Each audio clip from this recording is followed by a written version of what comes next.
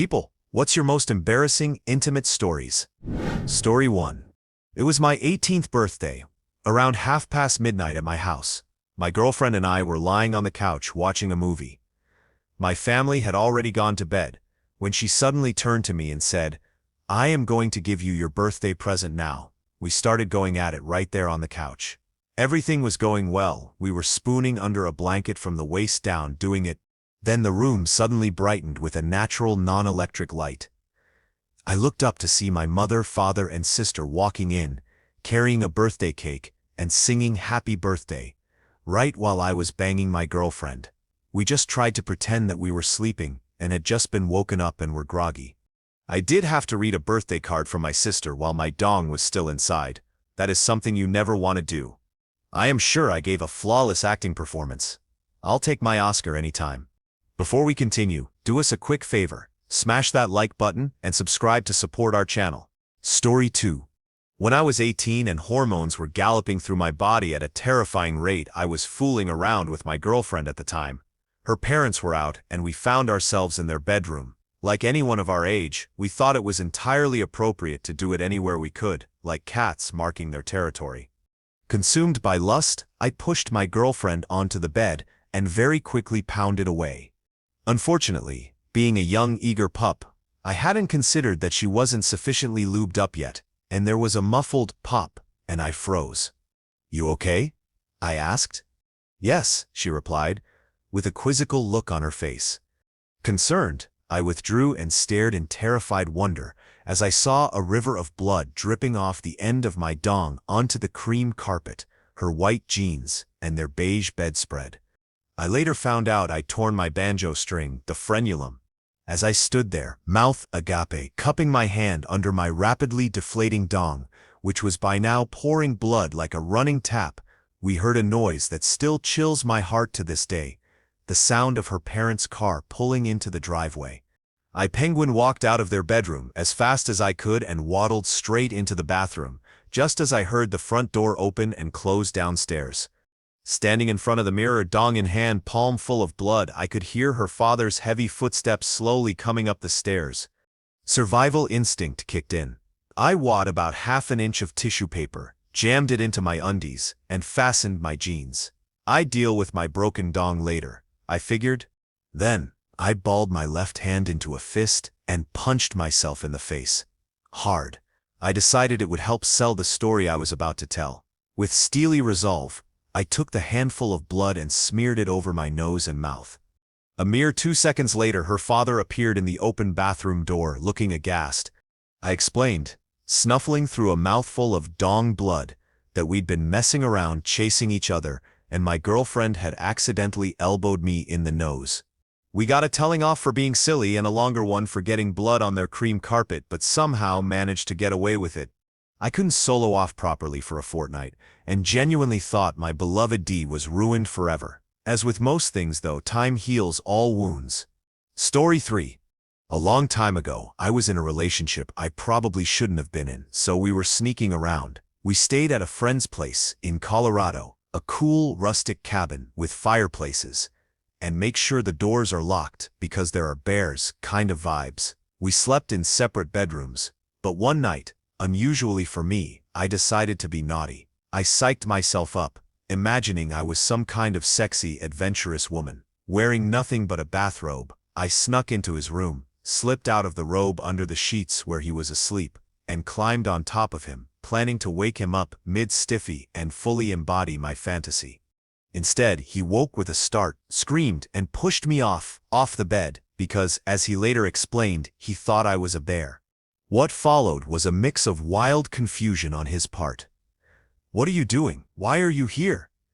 Definitely not the scenario I had in mind. I ended up hiding bare under the bed for about 15 minutes in case our friend came looking after hearing the yelling and loud thump. Though honestly, the sound of my ego deflating might have been even louder. Story 4. In college, I had the best kind of roommate setup. I shared a bathroom with one other guy, and we each had our own room on opposite sides of it. With that level of privacy, I could have a lot of loud bangings, and I did. One night, I was sitting on the edge of my bed with my girlfriend taking the lead. It was the loud, dirty talking kind of banging, and I started spanking. She loved it and kept asking for more, so I hit harder as we got more into it. The energy built up fast, and I was smacking her pretty hard until I got out of sync with her movement.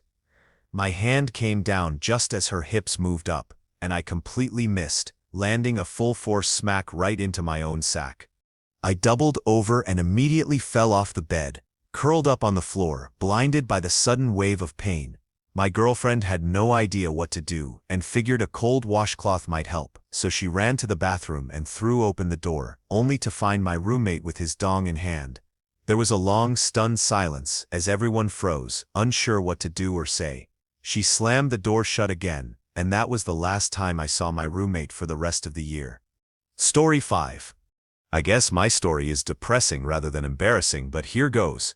I am a guy. One night a female friend came to visit me with another girl she'd recently met who, for added spice, worked at an adult hotline. They wanted to crash at my place for a couple of hours while waiting for their ride out of town. They woke me up, so I just sat on my bed chatting with them. My friend came to sit beside me, and before long, things got touchy. The other girl was using my computer at the time. Things heated up, and soon my friend saw what was happening and decided to join in. That's when it all went sideways. The thought that this fantasy might actually be coming true hit me like a ton of bricks, and I panicked.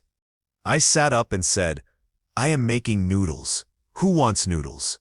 Then I jumped off the bed and walked straight to the kitchen, feeling their shocked looks on my back. I just stood there, staring at nothing, and ended up making noodles with tears added. They left soon after. I still get a little choked up thinking about it. Nobody wanted noodles, not even me. Story 6. I got a phone call late one night. It was my ex, telling me I should pick her up so we could smoke a joint together. I was pretty shocked, considering the last time we spoke she'd tried to run me over with her car. But hey, I like company when I am getting blazed. So I borrowed my mom's brand new car. She'd only had it for 2 days, with beige leather seats and that unmistakable new car smell. I picked her up and we headed to a car park near the beach, overlooking the sea. Things were going pretty well. We sat outside the car, smoking the joint and chatting about the universe and whatever else. When we finished the joint, she kissed me and told me to get in the back seat. I obliged, but worried about the new car and the light-colored seats. I laid my shirt and pants down to protect it from any juices. Then we banged. This girl was pulling tricks I'd never seen before. Cards up her sleeve she'd never shown me. I was impressed and excited. Not wanting to be outdone by her newly acquired skills, I gave it my all, and it definitely paid off. Mid-peak, she suddenly hopped off me and dropped to her haunches, starting to frantically peel her sugar almond. I knew what was coming and tried to do some damage control, but it was too late. The floodgates had already opened. Much to my horror, blood started flying everywhere on the back seat, but she wasn't deterred. She was determined to end it, no matter what were pouring out. When she was done, she looked me in the eyes with the weirdest, predator-like expression. I didn't know what to say or do. My mom's brand new car was covered in blood, as was I, and my clothes. We drove back to her place in silence, where she helped me try to clean the stains out of the car. Yeah, explaining that one to my mom was fun. My mom hasn't let me drive any of her cars since. Story 7. The night my ex-girlfriend and I first did it during our freshman year of college was a total race against the clock. We knew my roommate was on his way back, and being the good guy he was, he'd texted to give me a heads up. I asked him to stall as long as possible, but it was still a mad scramble to finish. In the chaos of throwing our clothes back on and trying to make the room look halfway decent, I somehow managed to misplace the freshly used rubber. Before I had a chance to look for it, my roommate walked in. My ex and I had only just started seeing each other, not official or anything, so I was trying to play it cool, walk her out smoothly, and silently signal to my roommate that somewhere in the room there was a loaded rubber on the loose. Once he got the message, he understandably freaked out a little. Still, we kept things chill until she left, at which point he started chewing me out. "How did you even manage that? Please tell me it's not in my bed. Seriously, how?" And so on. Unfortunately, that conversation was cut short by a knock at the door. We opened it to find 7 or 8 of our female friends, who promptly invited themselves in and made themselves comfortable all over the room. They stayed for a couple of hours, just hanging out, and the entire time, my roommate and I were exchanging panicked glances. I can't speak for my own face, but his was this brilliant mix of fear, barely contained laughter, and pure dread. It was comedy gold. After everyone left, we tore the room apart looking for it, mostly for his peace of mind, since he was deeply freaked out at the idea of waking up with a used rubber stuck to his face. We stripped the beds, moved furniture, checked every corner and crevice. Nothing. We moved out about 4 months later, and even then, we never found it. It truly was the phantom rubber. Story 8. My ex and I were drunk after a party. Well, more like during the party. We thought people were leaving, but instead, everyone just migrated into my roommate's room to smoke. He and I shared a wall. Anyway, we're going at it like crazy. On the bed, the floor, against the wall, the one shared with my roommate, on the desk. I was honestly trying to do it on every surface in the room. Apparently about a dozen people heard everything. They were going to let it slide until the desk started banging loudly against the wall. Now's probably a good time to mention the lock on my door didn't work very well. Anyone who pushed with a little effort could get in. Not ideal when you want privacy. So, of course, everyone decided to crash my little party. I was just about to be done when the door burst open. The guy in front, who was pretty drunk, stumbled as the door swung wide and fell forward right into the line of fire. I spilled my baby gravy all over the back of his head. I was drunk and super flustered. Everyone had just burst into the room, and I guess the sheer panic got to me because I passed out cold, fell face first into a puddle of my own gravy, and busted my nose open. A dozen people witnessed me land in my own smoothie. Only one of them has never brought it up. Story 9. Embarrassing for her, not for me. I was in my early 20s, and in my first real, regular physical relationship. I was the first guy to ever taste her honey, and she was very into it.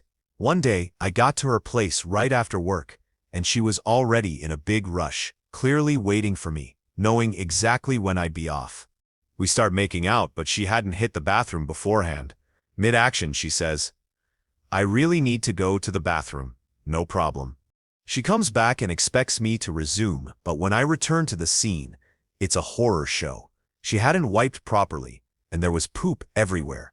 She had done it in such a way that it was like a liberal butter-on-bread coating over pretty much any area within about half a centimeter of her snatch. I looked at her and said, "Listen, you need to go back to the bathroom and hose yourself off." This same person, who would later screw me out of around $2,000, came back to bed, still covered in crap, and expected me to dive in. She also knowingly gave no fewer than 5 people genital warts. Lesson learned? Don't stick your dong in crazy. Story 10. It was my college graduation party, and my whole family along with a bunch of my friends were celebrating in my backyard. We'd been drinking beers throughout the day, and as the night went on, things got crazier. My friends, some family members, and I were all pretty drunk. I was near blackout. The only clear memory I have is being behind the pool with a girl I was friends with, eating her pie. In my drunken state, I thought it was dark enough back there, but when I woke up the next day, my dad assured me it definitely wasn't. Not just him, about 60% of my family could confirm it too. Story 11. When I was in the army, I got really drunk and took a really cute girl back to the barracks. Turns out, she'd brought me to the female barracks, which, get this, are laid out directly opposite the male ones. After some pretty hot banging, I got up to use the bathroom, which, surprise, was just the hallway. I heard the door lock behind me, and the girl was already in the shower, so she couldn't hear me knocking. I had to walk back to my room completely bare, passing by a platoon or so of female medics. They laughed, they cheered. I never lived that down. Story 12. A girl told me she really wanted me, so I asked my mom if I could use the car for the day to pick her up from work. We couldn't find a private place, so we decided to use the car in a secluded parking lot. The banging lasted about 20 seconds, and she looked really bored afterward. I felt kind of ashamed, so I decided to treat her to lunch. I ripped the rubber off, weighted it up in some tissues, and shoved it in the glove compartment. Then I hopped into the driver's seat, pulled out into an intersection without looking, and got T-boned. When I got out of the car, my pants weren't pulled up all the way and fell down in front of the cop and everyone on the scene. After the car was back from the shop, my mom went to look for something in the glove compartment and found my used rubber. Story 13. I was visiting my brother in Ohio for a week. A bunch of family was there, and it was a good visit overall. My cousin and I had flights out on the same day, so we shared a hotel room near the airport. Since it was a Friday night before I left, I decided to check out the college bars. I ended up at a goth club filled with awkward goth kids, and I felt way too awkward myself to actually hang out with them. Anyway, I ended up at this place called Scully's. It seemed like a pretty average club.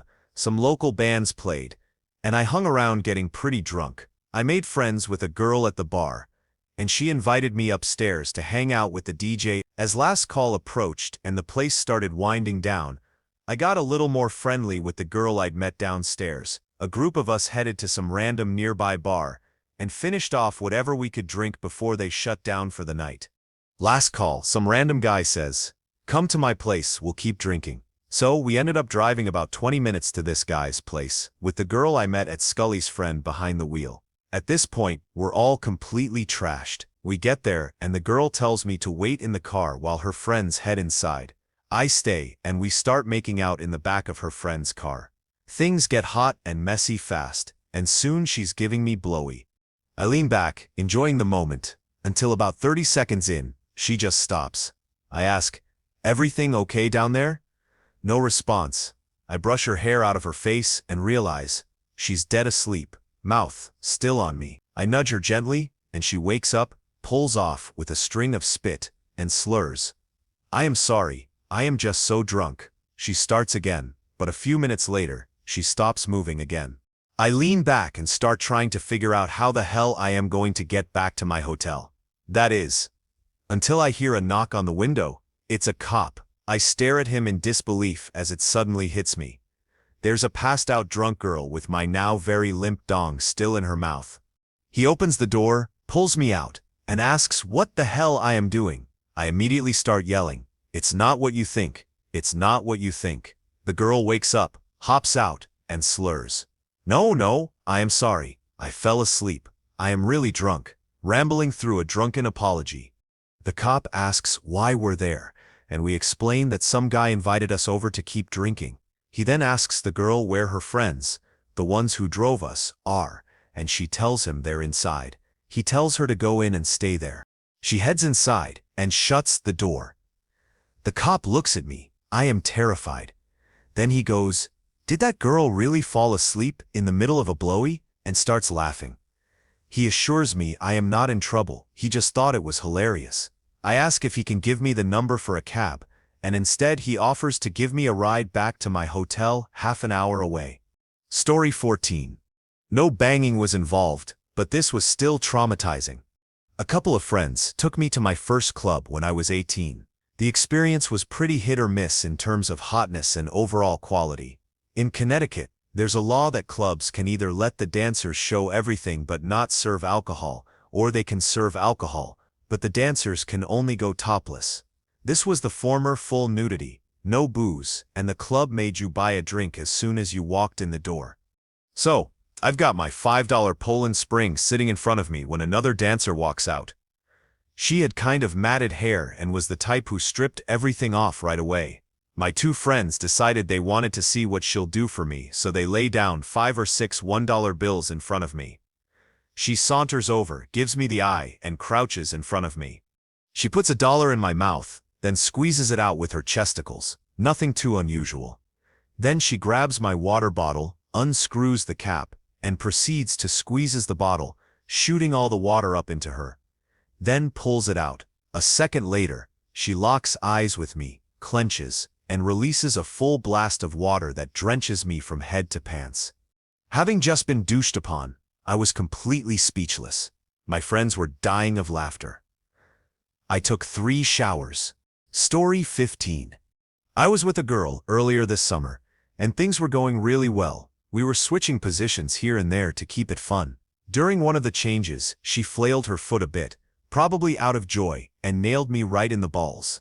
I hadn't been hit that hard or that cleanly since I was about 8, playing soccer. With my sack suddenly near my nipples and an immediate urge to puke, I told her I needed a minute to recover. Unfortunately, my dong decided it wasn't willing to risk any more injury and called it quits for the night. I tried reasoning with my dong, but it wasn't having any of it. She was so apologetic and tried everything to get things going again, but biology had other plans. I ended up driving home with a serious case of bruised balls.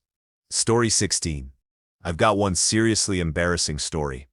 During my freshman year of college, I went back home to hang out with a girl I'd become friends with the summer after I graduated.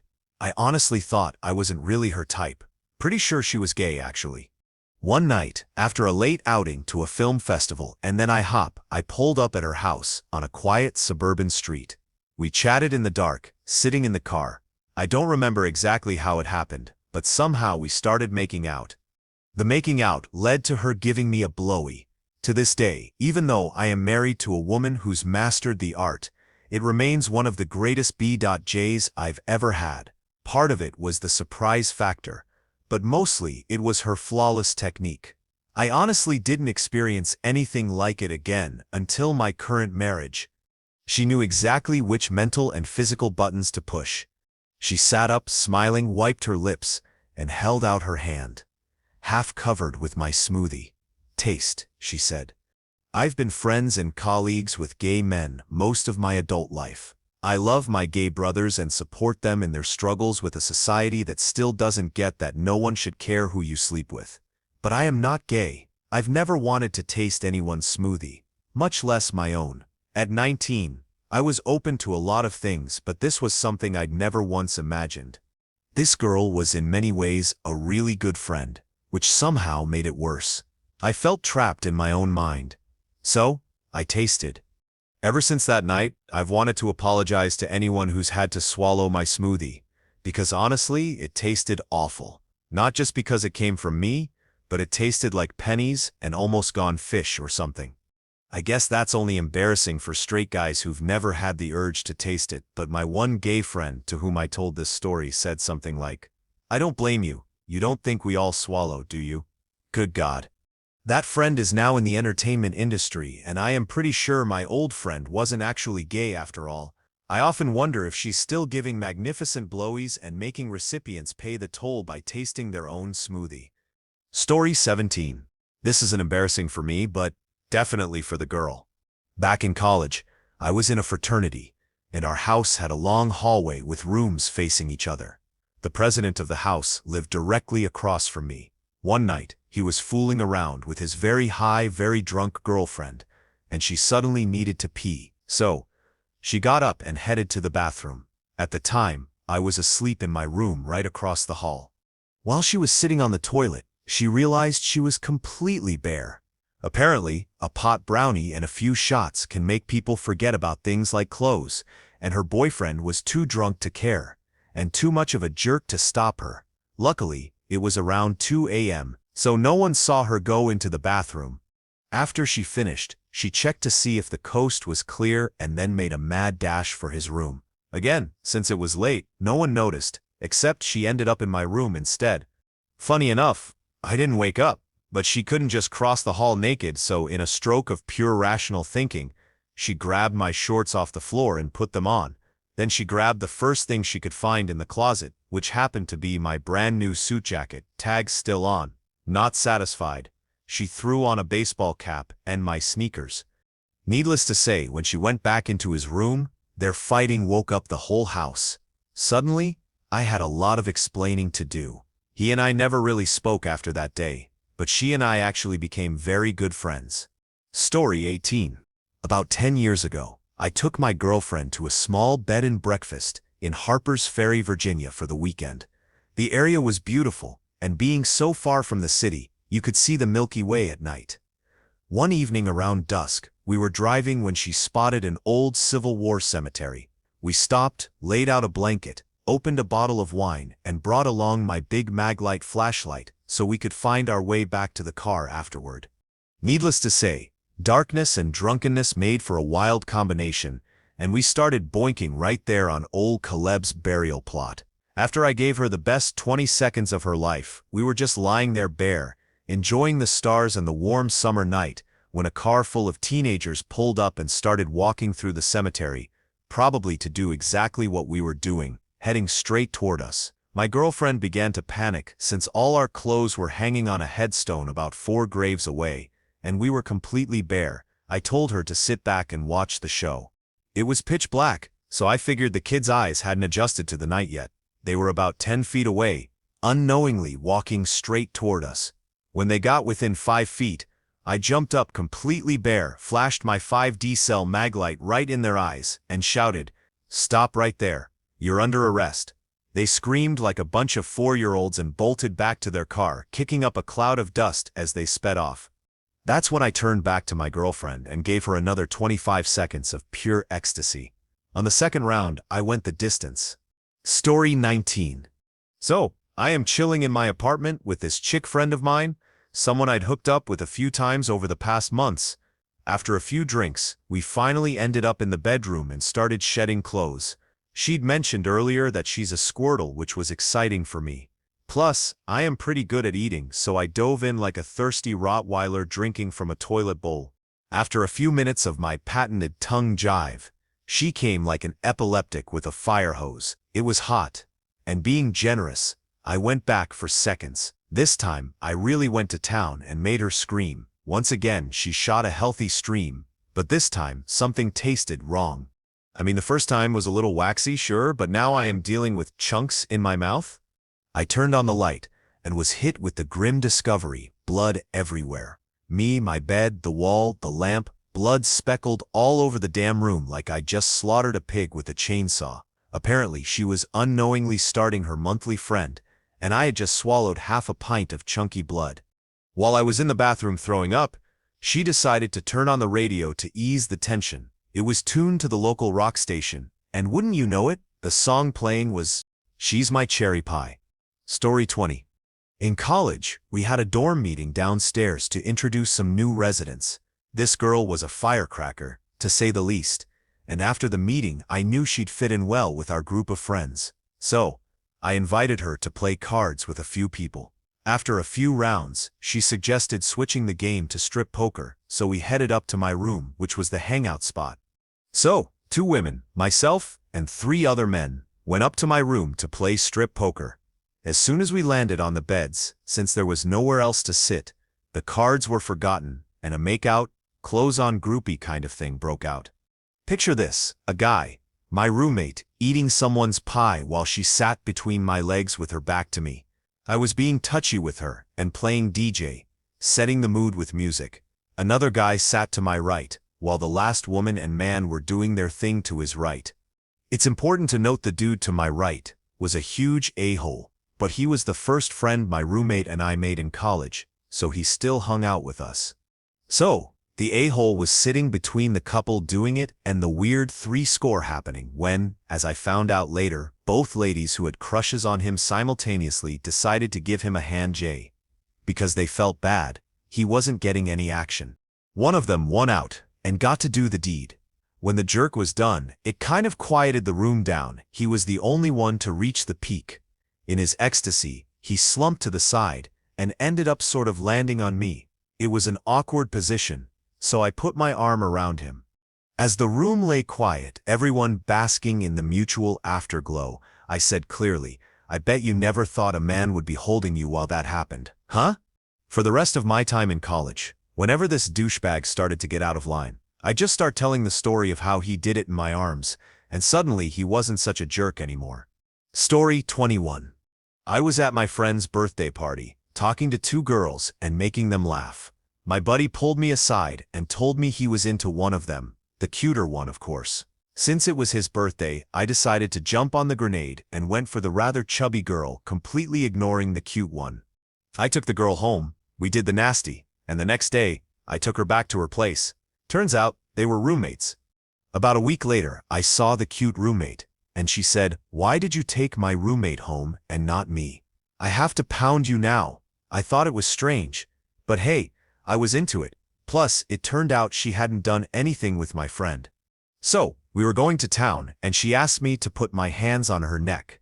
I awkwardly did as she told, and as I did, I thought, this girl's a freak. I wonder if she'd let me go through her back door. So, I asked, have you ever done it in the back door? She rolled her eyes with a smile and asked, would you like to do it? I nodded and went for it. The experience was fairly underwhelming, but then she started making faces and there was a smell. I naively figured it came with the territory and asked her what was wrong. She said, nothing. It's just, do you want to take a shower or something? I agreed, got up, and looked in the mirror. Big wet brown spots on my stomach.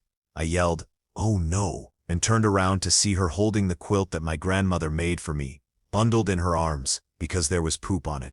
From that day on, she's been forever known to me and my friends as Poop Girl. Story 22. Late one night in college, I went out for a run. After jogging a few miles to a park, I felt good enough to finish with a sprint up a steep, towering hill. When I reached the top, I was about to pass out, staggering, panting, and gasping for air. That's when I noticed two figures tangled up on a blanket just a few feet away, clothes tossed to the side. They looked up at me and blinked. I was so oxygen-deprived, I started seeing spots, so I couldn't help but awkwardly lurch around them, taking huge rasping breaths while we stared at each other in silence. After what felt like 10 or 15 endless seconds, I finally turned and scurried away. Story 23. Most of my stories involve something gross or needing medical attention, so maybe not the funniest, but here are my two most recent disasters. 1. The guy I was with had surgery about 3 months earlier to pin a dislocated shoulder back in place. I forgot all about that. While banging him, I got a bit rough and pinned his hands behind his head. Turns out I am in agony because my shoulder just popped out. Face looks almost identical to his I am about to finish face. It took a couple of minutes and one climax for me before I realized he was in a ton of pain and starting to cry. I drove him straight to the hospital. While he was in triage, I realized that although I dressed, I'd completely neglected to clean up. The combined lube and other juices had soaked right through the seat of my white skirt. Bad day. 2. Giving blowy to a guy who was getting a bit rough with me. Normally, I have zero gag reflex and a high pain tolerance, so no problem there. What I didn't factor in was the food poisoning I thought I'd gotten over the day before. I ended up vomiting into my mouth and tried to swallow it back. Unfortunately, the taste triggered a second round of vomiting right as he pulled back, covering my chest, his dong, and the sheets. I was absolutely mortified, but he wanted to keep going. Turns out, it really excited him, big time. I still can't decide whether I am more embarrassed about throwing up or freaked out that it actually got him going. Story 24. So, I ended up seeing this girl while at university. After a night when her flatmates were out, and I hadn't met them yet, we started getting down to business. When I finished, I went to toss the used rubber in the bin, but she didn't have one in her room. So, still in the skivvies, I decided to flush it down the loo. Her flatmates were out clubbing, so I figured I had until about 2 a.m. at the earliest before they came back. I opened the door to the corridor, used rubber in one hand, semi in the other, and all 3 flatmates were there with their boyfriends. I panic, throw the rubber through an open door into the kitchen, and then hide under the duvet. I was then made to get dressed and introduce myself to them. Awkward, to say the least. I never did find that rubber though. Story 25. There's this hill where one side suddenly gets really steep and drops off, giving an incredible view all around, especially the stars on a clear night. I stumbled on it by accident while walking home. I am usually staring at my feet, and with all the city light pollution, I rarely look up at the sky. I knew it would be the perfect spot for a date. Finally, I got the chance to take a girl there. We brought a picnic blanket and just lay back, staring at the stars, talking about everything and nothing. I was nervous at first, starting with just placing my hand on her thigh, but she didn't object, so I got bolder and more touchy. Then she suggested we do it right there. I'd never banged in public before. I am pretty shy, but I didn't want to miss the opportunity, so we both got bare. We were making out heavily when we started hearing footsteps. Getting louder and closer, we froze, unsure what to do. The footsteps kept coming, sounding like someone running up the hill. The girl and I pulled apart, staring in horror at the steep edge of the hill, when suddenly we saw the top of a guy's head, and then the rest of him appearing over the edge. I have no idea what he was doing, but he was panting and gasping like he was having an asthma attack or something. If I didn't know better, I'd have thought he was a zombie, one of those fast-running zombies, not the slow, lumbering kind. He made eye contact with us, and we just stood there silently, freaking out. He did this weird little shuffle on the spot, like he was half running but didn't know where to go next, then suddenly turned around and left. For another 30 seconds after that, the girl and I just sat there in silence, staring where he'd been, unsure what to do.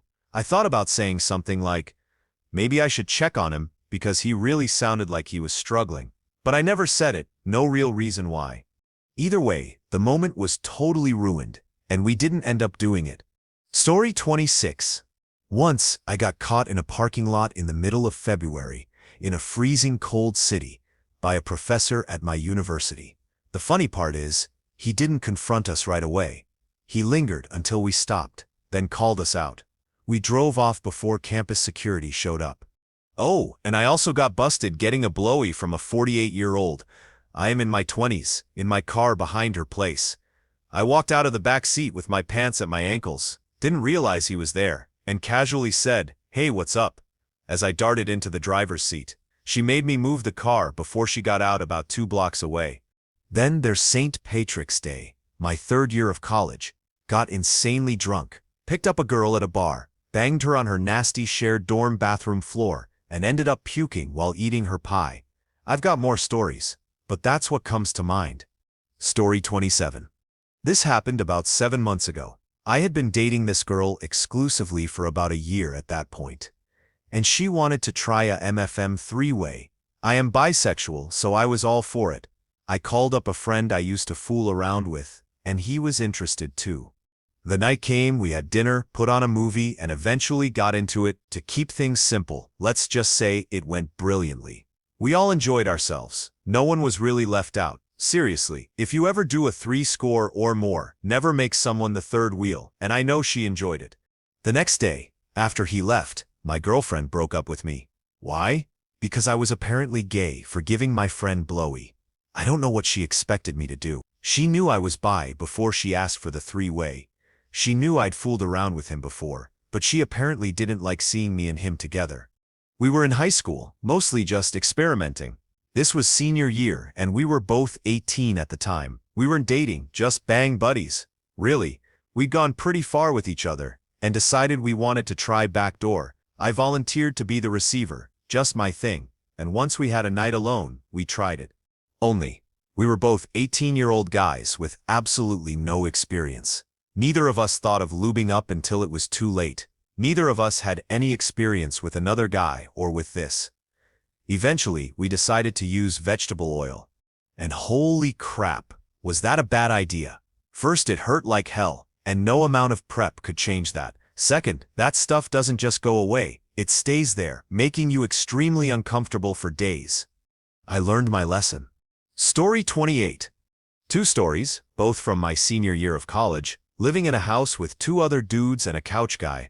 First, one Friday night, I went out to a bar and decided to take a couple of Vicodin before heading out. I ended up running into the couch guy and one of his granola hippie free spirit female friends. In my college town, they had drown nights, pay $5 and drink all the beer you want. Until 1 a.m. I probably drank 12 to 15 beers and ended up taking this hippie chick home with me. She turned out to be a freak, wanting me to grab her hair, bite her, and so on. I ended up doing all kinds of crazy mean stuff to her. And I assumed she was doing the same to me, only I couldn't feel it because I was totally hopped up on painkillers. I woke up the next morning, and she was long gone. But since it was a Saturday in a college town, that meant game day, which was always held at my house. I stumbled out of my bedroom, which opened directly into the living room, wearing just shorts and no shirt. As soon as I walked out, the whole room of about 10 to 15 guys cringed and let out a loud woo. Turns out my entire torso was covered in bite marks, from shoulder to shoulder and all the way down to my stomach. I looked in the mirror and counted about 30 distinct bite marks, plus God knows how many partial ones. And when I say bite marks, I mean it looked like she could have been identified by dental records just from the marks on my chest. From that point on, she was dubbed Miss Pac-Man. Second story. Same house, same roommates. A high school friend came to visit, bringing his cousin along. My friend was a gymnast, smokin' hot and super bendy. The cousin looked like a mix between Eric Stoltz in The Mask and Gilbert Grape's mom. One of my roommates told me he would jump on the grenade, so I could bag the gymnast. Spoiler, he didn't. I lost the gymnast throughout the night, but somehow the cousin found her way to my house and let herself in. I walked out of my room, shirtless, and she tried to make a move on me. I told her I was tired, but would get her a blanket and pillow to crash on the couch. The couch guy was out of town. She accepted, and I went back to bed. About 2 minutes later, she climbed into bed with me. I said, "You take my bed, I'll sleep on the couch." This back and forth went on for about 10 rounds. Roughly half an hour of switching between the couch and the bed. Finally, when we were in my room, I said, "If I bang you, can I go to sleep?" She said, "Yes," so I said, "Screw it, let's do this," and we banged. The whole time, I was berating her, telling her how lucky she was, that I was tired, and how she'd never have had a chance if I wasn't. My roommate was in the next room the whole time, laughing and cringing, thankful he didn't have to fulfill his responsibility. Needless to say, that ruined any chance I had with the gymnast, her cousin, or any of her gymnast friends, because I had did it with a land monster. Story 29. I was having regular, fairly standard banging session with my girlfriend at the time. Neither of us was, frankly, that into it, but we were going through the motions. All of a sudden, I felt this weird pinch, thought it was odd but kept going. Then I felt some liquid. I asked her, "Do you feel something strange?" She thought it was my baby gravy, but I haven't done it. In fact, the whole thing had been pretty uncomfortable up to that point. So, I retrieve out, and suddenly blood starts squirting from just under my dong, all over her, the bed, and everything. I jumped up, and now the blood was on her floor, chair, and me. I absolutely freaked out, half yelling, "What the hell just happened?" She just stared, eyes wide, completely in shock. I ran to the bathroom and stood in the tub, clutching tissues to my bleeding dong, waiting for it to stop. Eventually, I went soft, and the bleeding slowed. We immediately started Googling, trying to figure out what had just happened. I was clutching my dong through my shorts the entire time while we searched for any explanation of this spontaneous satanic blood orgy. Turns out, you can tear the webbing under your dong. Who knew? I couldn't bang for 2 weeks, and even the month after that, I was too paranoid to try again. Hilarious in hindsight, though. Story 30. Thai food apparently got my girlfriend in the mood. Buying her dinner at Sawadi worked great, and later that night, we were experimenting with deep blowy. She was more eager than skilled, and ended up throwing up, trying not to puke all over me. She pushed forward to hold it in. It mostly worked, but definitely killed the mood. I woke up in the middle of the night with my first and only urinary tract infection. Holy hell, it was painful. She took me to the hospital and stayed while the ER doctor stuck an oversized Q-tip up my urethra. I married that girl. The doctor told me, though not in exactly these words, "If someone pukes on your dong, pee right away. It flushes out the bad stuff." That advice has served me well, as my eager wife continues to learn. Story 31. I was dating and living with a young Mormon girl. Not being Mormon myself, I already had a few strikes against me, so winning over her parents was a bit of a challenge. One morning, her mom called to say she was on her way over. Thinking we had plenty of time, we figured we could squeeze in a quickie. I am not sure if our stamina was better than expected or if we just lost track of time, but suddenly we hear, "Hallie." Turns out we'd left the screen door open overnight. You'd be amazed how fast blood can redirect itself, in moments of sheer panic. She practically flew several feet into the air as I launched her off me, and I swear she had my robe on before she even came back down. She sprinted upstairs to greet her mom like nothing had happened. Meanwhile, I am realizing something's off. The rubber is gone. It's not on me. It's not anywhere.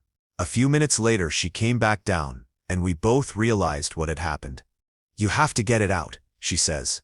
So, we headed to the basement half of the room. She plops down on an upside-down bucket, spreads her legs, and I begin the most awkward search and retrieval mission of my life. I am crouched in front of her, fishing around with my fingers like I am mining for gold. No luck. It's incredible how far things can disappear up there. I must have been digging for 5 minutes before I finally located and retrieved the rubber. Just as I am exhaling in triumph, I glance up, only to realize her younger sister had quietly come halfway down the stairs and taken a seat. No idea how long she'd been there. Thank you for watching. If you enjoyed this video, be sure to give it a thumbs up, subscribe, and hit the bell icon so you never miss an update.